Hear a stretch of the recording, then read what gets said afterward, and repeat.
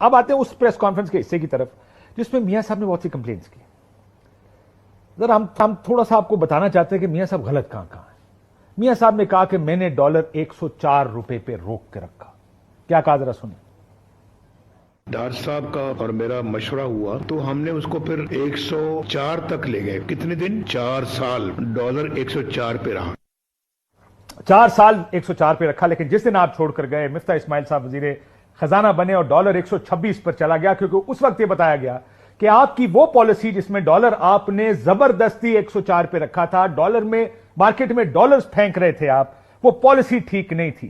اسی کا اظہار انہوں نے وزیر خزانہ سے ہٹنے کے بعد ایک ٹی وی انٹرویو میں بھی کیا کہ کیسے ڈالر کو سستا رکھا گیا. اور میں اس لیے ڈالر آپ کو پہلے بتا رہا ہوں کیونکہ اسی کا تعلق ہے پھر مہنگی بجلی سے یا بجلی کے بلوں سے, جس کے اوپر آپ اتنی بات کر رہے تھے کہ ہمارے دور میں بجلی کے بل کیا تھے اور اب کیا ہو گئے. بڑے واقعات بھی سناؤں گا, ذرا سنیں مفتاح اسماعیل صاحب کیا کہتے ہیں.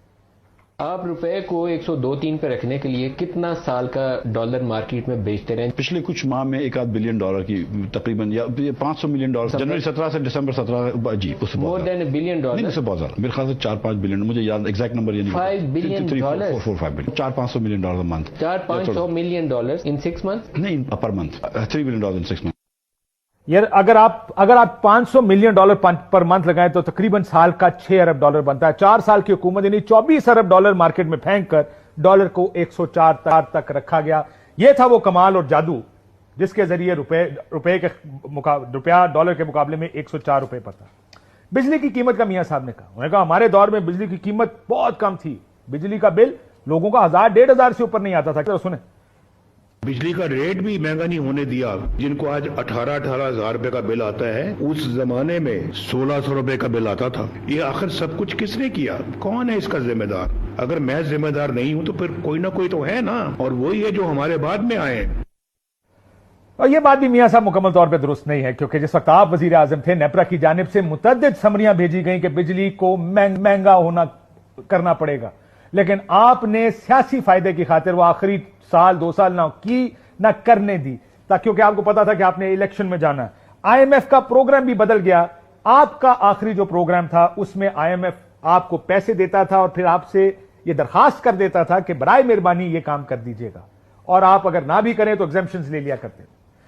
جب اگلی حکومت آئی, جو کہ اب بھی یہی IMF کا طریقہ ہے, IMF اب فرنٹ لوڈ کر رہا ہے پروگرام. وہ کہتا ہے آپ یہ سب کام کریں گے, یعنی بجلی مہنگی کریں گے, گیس مہنگی کریں گے, ڈالر ڈیویلیو کریں گے, آپ آئیں اور ہم سے ایک قسط لے جائیں, اور اگر آپ ایک بھی قسط آپ کو نہ ملی تو آپ کا ملک ڈیفالٹ کر جائے گا.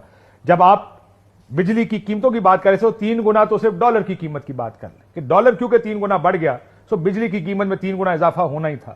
لیکن پھر آپ کے اپنے بھائی صاحب جب وزیر اعظم بنے PDM کا, تو انہوں نے پوچھا کہ آخر یہ امپورٹڈ فیول پہ بجلی کون بنا کے چلا گیا. جواب ملا, سر وہ آپ ہی بنا کے گئے تھے. آپ تھے جنہوں نے امپورٹڈ فیول پر بجلی بنائی. پیٹرول امپورٹ کیا گیا, RLNG امپورٹ کی, کوئلہ امپورٹ کیا, جگہ جگہ پہنچایا, اور آج وہ جو آپ کے بجلی گھر ہیں عموماً وہ بجلی گھر چلتے بھی نہیں ہیں. ذرا سنیں شہباز صاحب نے کیا کمپلین کی تھی.